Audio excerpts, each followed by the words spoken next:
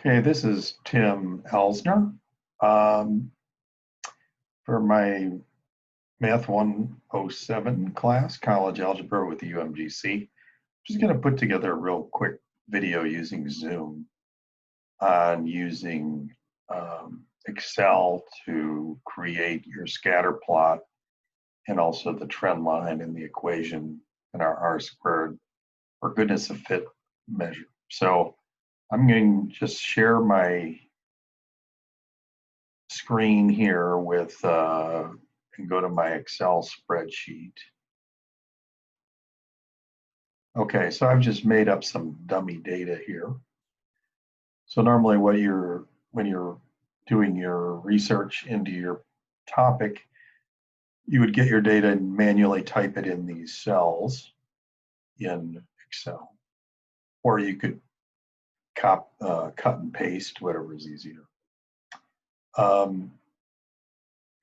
the cells are referenced by column, which is a letter, and the row, which is a number. So, for instance, our year here of 1900 is column B, row 3. So that's cell B3. Okay.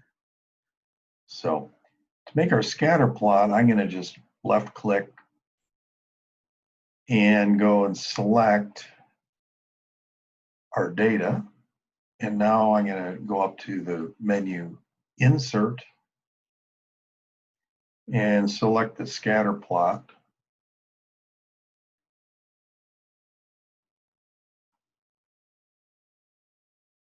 Okay, so now we have a rough scatter plot of our data here from the table.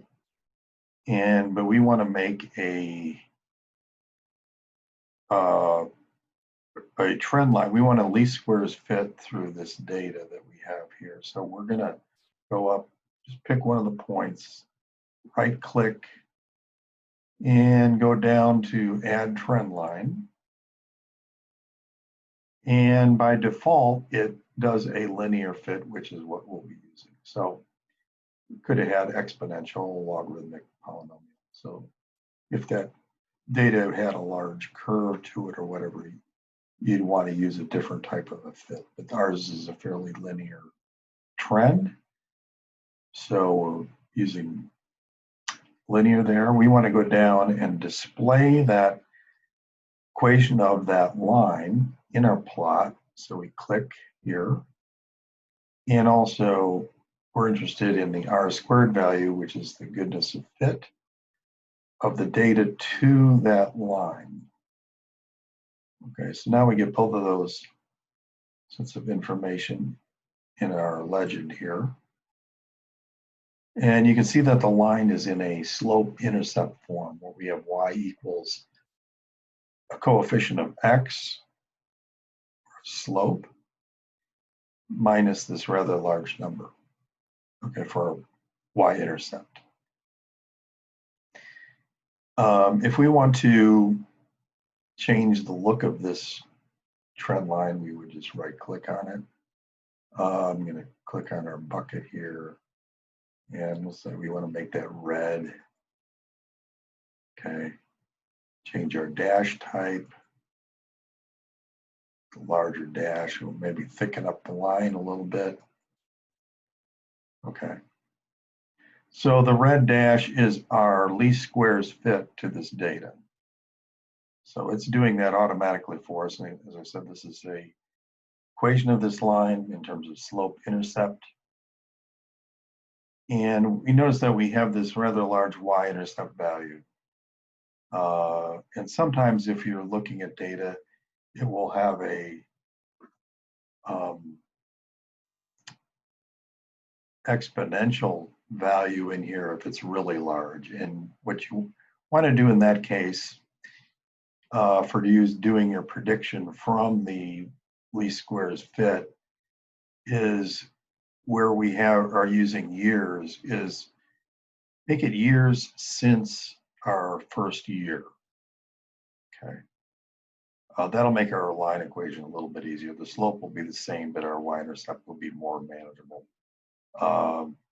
And sometimes that number is so large that it's not showing all the precision that if we actually use it to try to predict a value using the trend line, it will come up with a wildly bogus number. I've seen that happen many times. So, but in that case, what we want to do then is just simplify our X a little bit. So we're going to click in here in the second column, right click, do an insert entire column. Okay, move this out. And now we're going to subtract these years from our beginning year. And we could do that manually, but this is a little easier. We're going to just reference our year here, which is, like I say, column and then row. And subtract the 1900. So that'll be 0 for the first one. Now we can just grab this little handle here. We right or left click here and just pull down. And fills in our values for us. So this will be the years since 1900. Okay.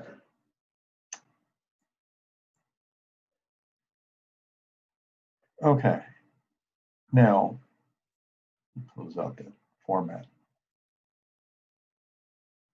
Now to get the chart hasn't changed. It's still using the actual years here for making the trend line and this equation. So what we're going to do is change the X reference to, instead of this B column, to the C column. So we just go to a point here, right click, okay, and we'll click select data. And now we just want to edit this series. So you can see here it's referencing, well, first it references the sheet. We're in sheet 1 of Excel, but it's using the B column here. So we just click here, and now we can just select now our C column, and it'll automatically fill that in. Okay. Now when we do that and close this, we'll see that this fit equation will change in terms of the y-intercept. Okay.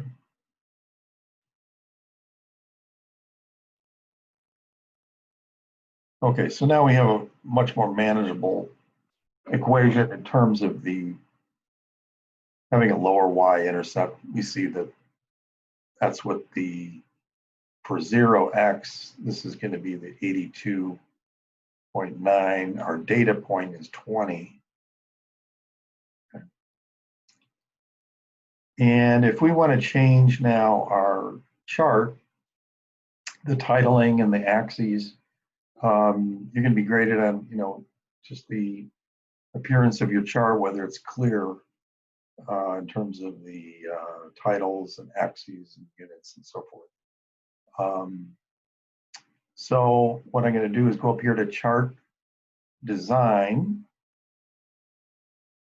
and then over on the left side it has chart element. Okay, so I'm going to go down here to axes title, our primary horizontal axis title,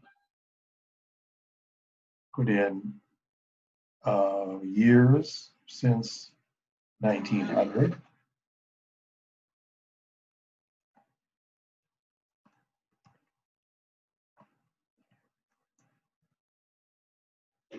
Okay. And we add the y axis title, it's primary vertical. So here we have this. And we're just going to, if I can select this.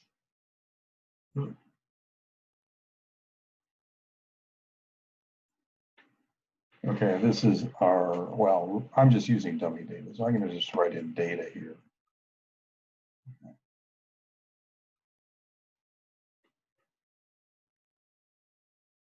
Okay, we can make up a chart title. Just select that and then type in whatever you want. Okay. And let's say we want to change our grid here, or we don't want this 120 out here. So we right click on that, format the axes. Okay. And this is going from 0 to 120. We just want it going to 100. All right. Okay. So that's pretty much it. So that's taking your data, creating a scatter plot, formatting a trend line, a linear trend line through it, how we do our axes, titles, and overall title. If we wanted to now predict a value that's out past this data, okay, you could do that offline just using this equation, or we could put that equation in, let's say, another column here. So now I'm going to have the slope value, and I'm going to be multiplying that times our x, which is now our C column, so I'm going to write C3, and plus the 82.955. So you start out these equations with an equal sign. This is our slope. You just reference the first X reference cell, and I'm just adding the y-intercept.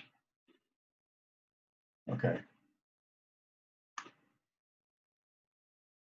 So the trend line, the first point here is 82.955, according to this. And our data point is 20, which is below that. Now I can fill down here to get the rest of those points. And these would be the y values of what would be on that red line, or our trend line. We can format this by right-clicking. We'll just, let's say, use 1 decimal point instead of 3. There's our data. Center it. And so this would be the data of the trend line. Okay. The values would be on that red line, depending as a function of x. Okay. If we want to do then, let's say, make a prediction for 2020, okay, we could just go out 2020, and it's automatically filled in here the years since 1900 for those values. So this would be our predicted value based upon this trend line if we were to have this go out past the 100 to 120, which would be representing year 2020. Okay. Anyway, so you have to do that for this project, and that's about it. If you have any other questions, let me know, or Google is usually pretty good just for quick questions on Excel. But that's basically how you make up your chart and your trend line, get your R-squared value. So it's kind of nice. It does it all for you, and you don't have to hand calculate that. So anyway, good luck, and hope this helps. Thanks.